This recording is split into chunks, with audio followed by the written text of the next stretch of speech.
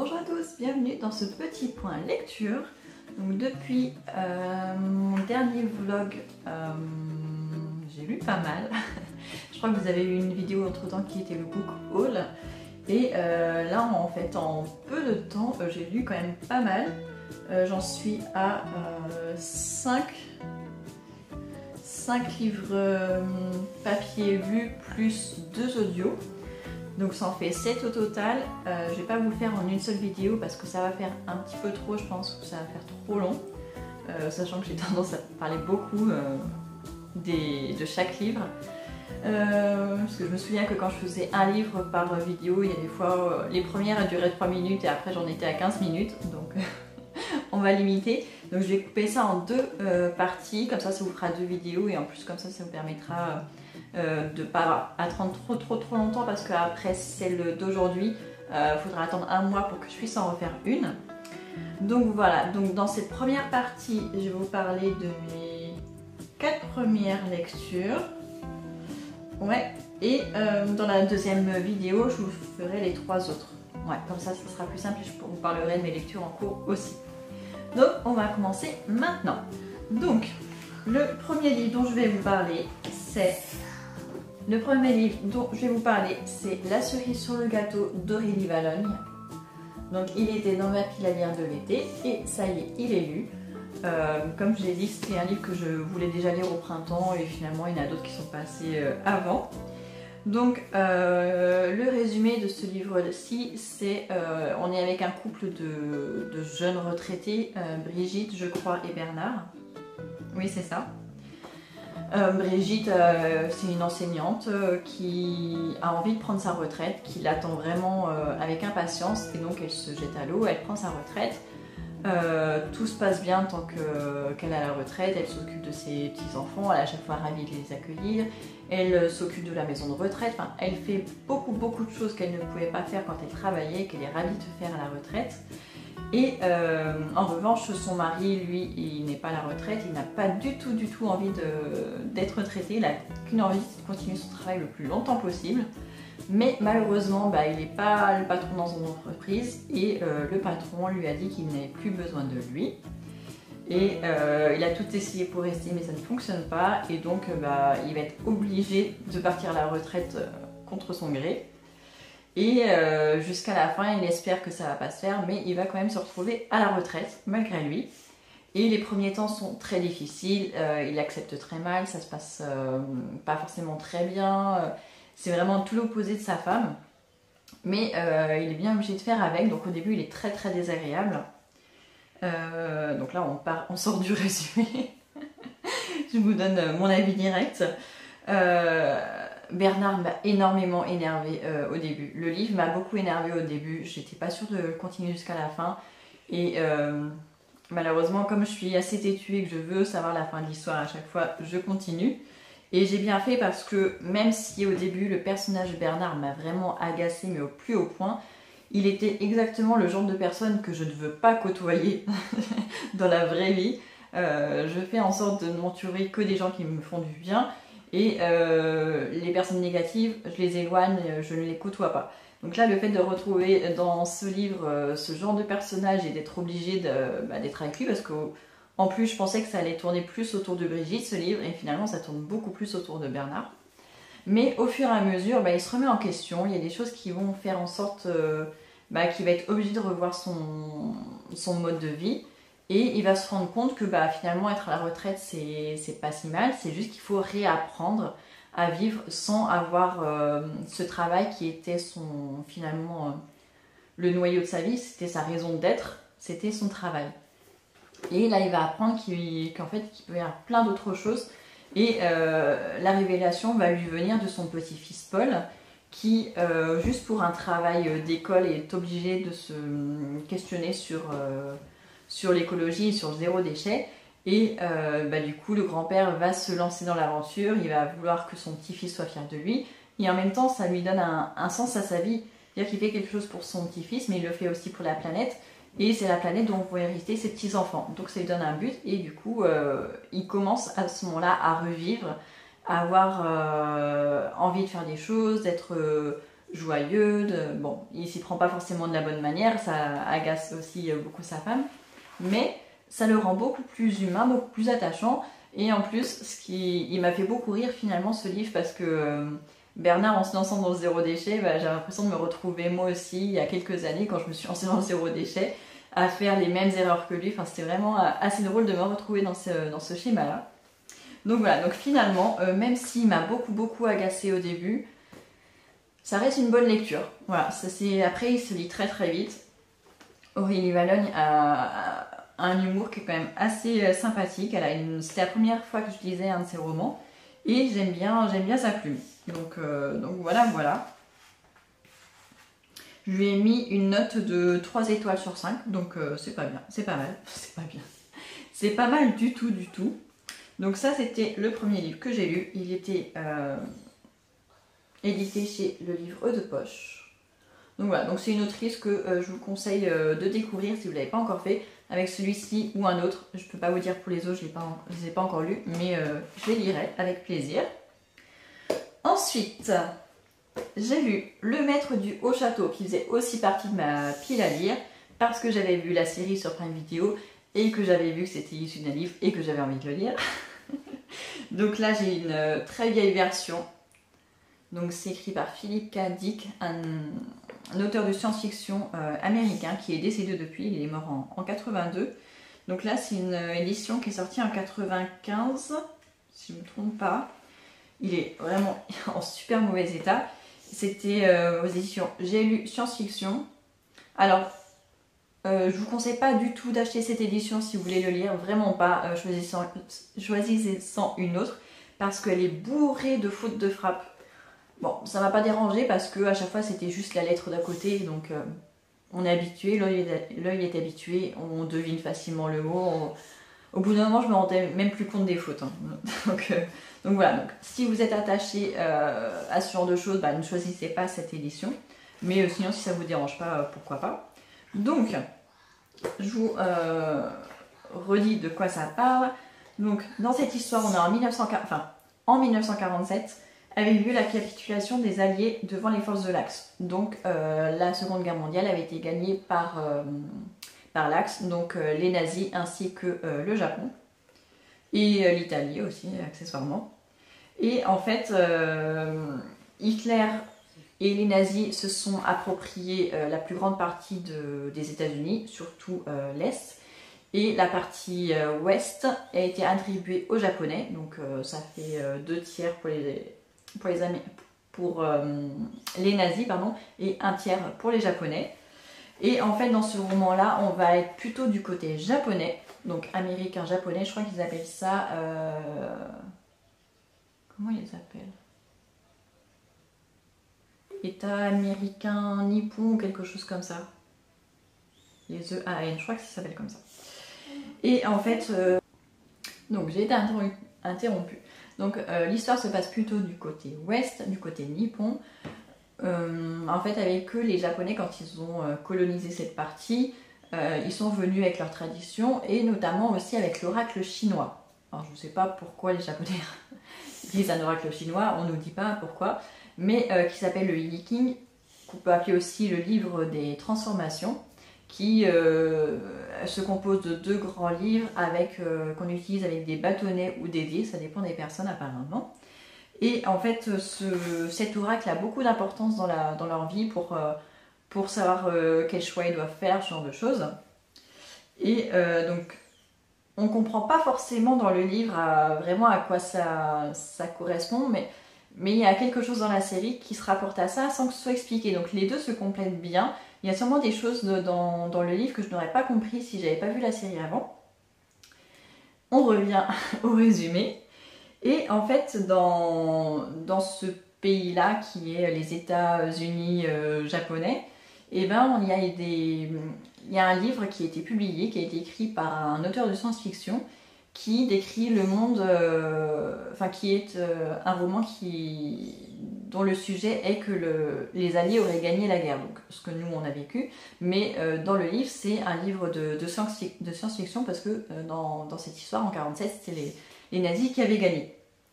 Et donc cet écrivain est censé vivre dans un haut château, Et ces livres, ils seraient interdits par les nazis, ça c'est clair et certain. En revanche, du côté japonais, il est trouvable. En général, on se cache, on ne l'exhibe pas au grand jour, mais on se le prête de main en main. Donc il circule et beaucoup de gens le lisent avec plus ou moins d'intérêt. Et au bout d'un moment, en fait, une des personnes, une des personnages principaux va tomber dessus, on va lui dire bah, pourquoi pas, lis-le, et puis elle va comprendre des choses dans ce livre que tous ceux qui l'ont lu ne l'ont pas compris. Mais elle va le comprendre, et du coup, bah, elle va chercher à rencontrer cet auteur de science-fiction. Donc elle sait apparemment où il habite, et elle va finir par le rencontrer pour parler de ce livre avec lui. Donc c'était très très intéressant. Et j'en ressors avec un sentiment mitigé. Parce que j'ai adoré la série.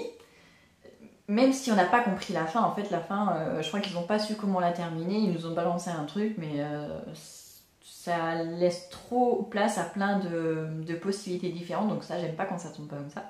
Donc j'ai pas aimé la fin de la série, mais j'ai adoré la série.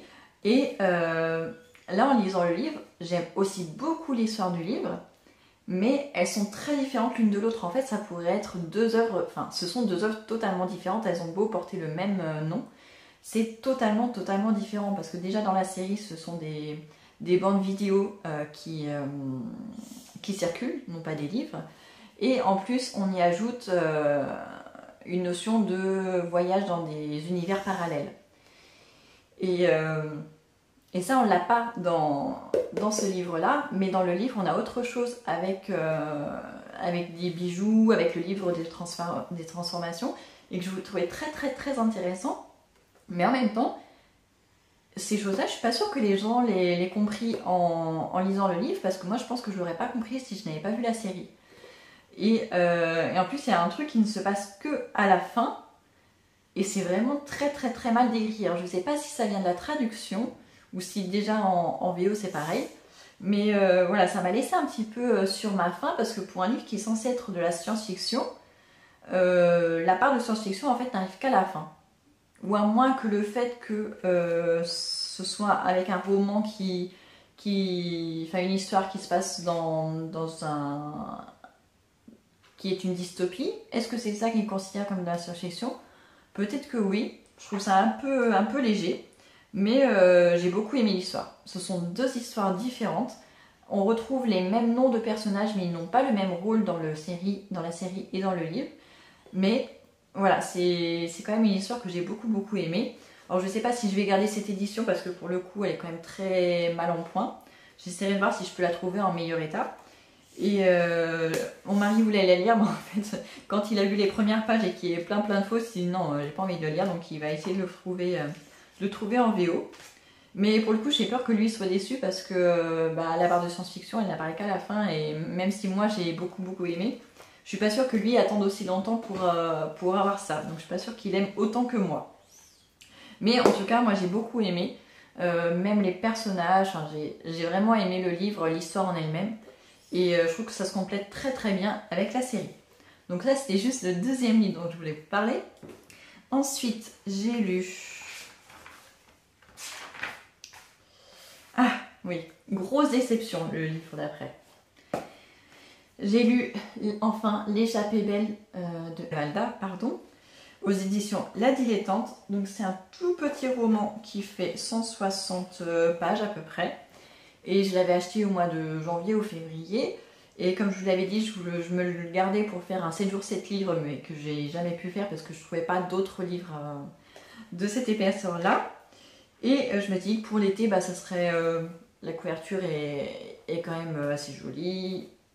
Il y a des couleurs, bien que pour l'été c'était sympa. En plus, c'est un livre, il est quand même très aéré. Je me suis dit, ça va se lire super vite. Et en effet, ça s'est lu super vite. Mais alors, je n'ai pas du tout aimé. C'est un livre qui était censé être léger, tendre et drôle. Moi, ça n'a pas été mon impression.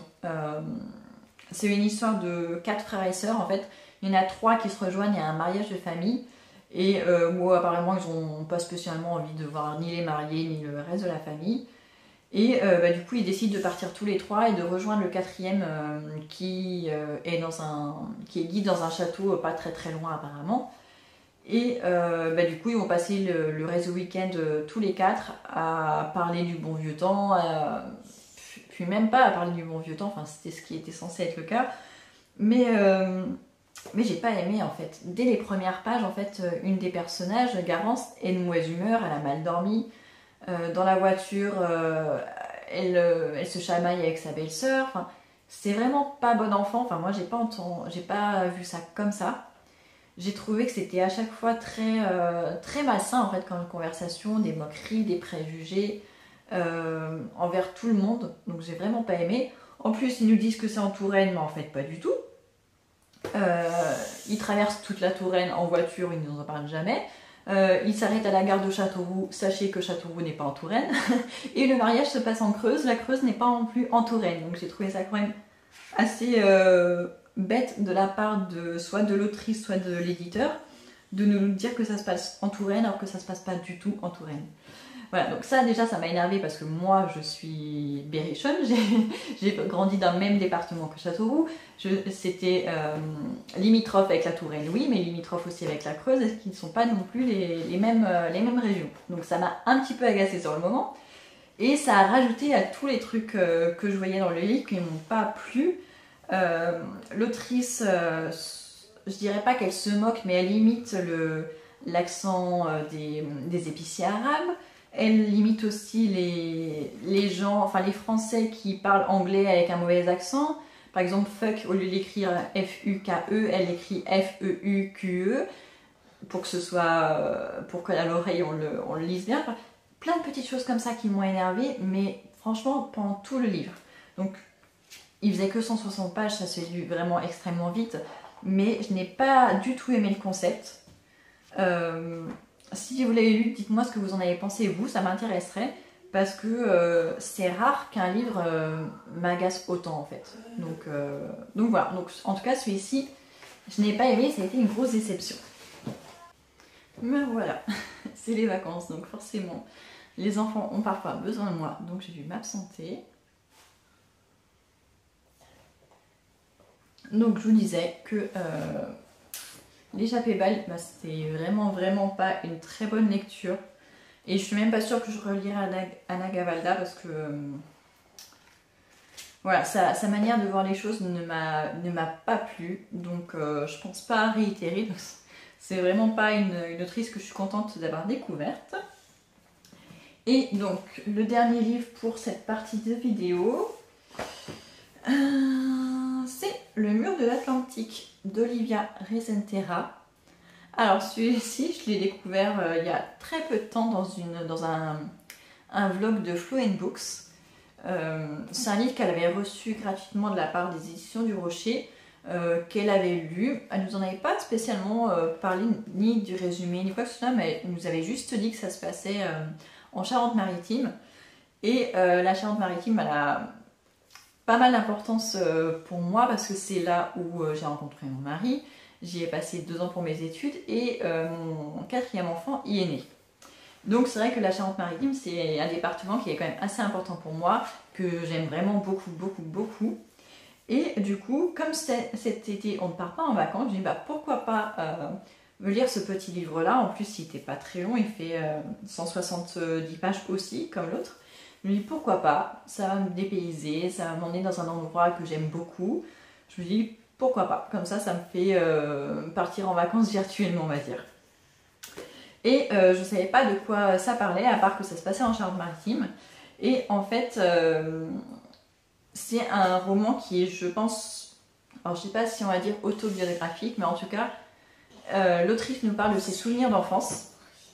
Dans le livre, en fait, elle est censée travailler à Londres et elle revient passer une semaine de vacances chez ses parents qui habitent toujours en Charente-Maritime. Et elle revient en fait au moment où la maison de sa grand-mère va être vendue. Sa grand-mère est décédée et du coup la famille vend la maison. Et ses parents lui proposent justement d'aller visiter une dernière fois cette maison pour lui dire adieu avant qu'elle soit vendue. Et du coup, elle accepte. Et forcément, ça fait remonter des souvenirs. Mais en fait, dans ce livre, finalement, elle va nous parler de ses souvenirs avec ses grands-parents. Mais plus que ça, va nous parler beaucoup plus en général de ses grands-parents en eux-mêmes, de leur vie, de leur enfance, de leur adolescence, du moment où ils se sont rencontrés, de leur vie d'adulte, comment ils sont venus d'Italie, qu'ils sont venus en France, ce qu'ils ont traversé comme épreuve, pourquoi ils ont atterri en Charente-Maritime et tout ça. Donc c'était quand même hyper intéressant. Et on a en parallèle l'histoire aussi de la Charente-Maritime pendant les 2 secondes guerres mondiales, un petit peu avant, un petit peu après. Donc c'est vraiment très intéressant. J'ai quand même appris pas mal de choses, pas forcément sur la Charente-Maritime parce que j'en connaissais quand même pas mal, mais plus sur la vie des immigrés italiens qui venaient en France.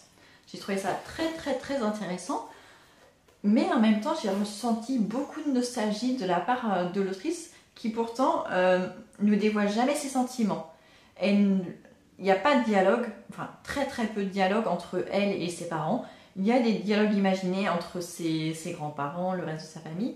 Elle nous parle de sa famille, mais j'ai toujours l'impression que c'est un œil détaché. Elle ne nous dit pas ce qu'elle ressent, mais moi, en tant que lectrice, j'ai ressenti beaucoup de nostalgie et je ne sais pas si c'était le but recherché ou pas. Voilà, je ne sais pas quel était le but d'Olivia Presentera, mais en tout cas, c'est un beau livre, en fait, c'est un hommage à ses grands-parents. On apprend plein de choses sur ce qu'ils ont vécu, sur ses parents, enfin sur son père notamment, la vie de ses tantes et ses sœurs. Elle nous parle très peu d'elle, à part un petit peu de ses mercredis qu'elle passait chez ses grands-parents avec son frère, mais elle nous parle très peu de ça. C'est vraiment centré sur l'histoire de ses grands-parents et de la Charente-Maritime. Donc c'était quand même très intéressant, mais c'est pas non plus un coup de cœur et ça m'a pas du tout fait voyager.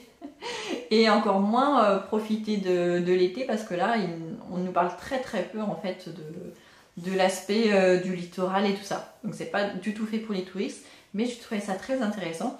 Donc si vous vous intéressez à l'histoire de la Charente-Maritime et aussi à l'histoire des immigrés italiens en France, ça peut vous intéresser. Donc voilà, c'est aux éditions du Rocher. Et donc voilà, j'ai lu celui-ci aussi, qui a été une bonne lecture, mais sans plus, mais se lit très vite aussi, 170 pages, ça passe très vite. Donc voilà pour les 4 romans que j'ai lus et que je vous présente dans cette première partie. J'espère que ce petit point lecture vous aura plu. N'hésitez pas à me dire si vous avez lu ces livres et ce que vous en avez pensé, ou si je vous ai donné envie de lire certains, ou pas du tout. Et je vous souhaite de très bonnes lectures et je vous dis à très bientôt.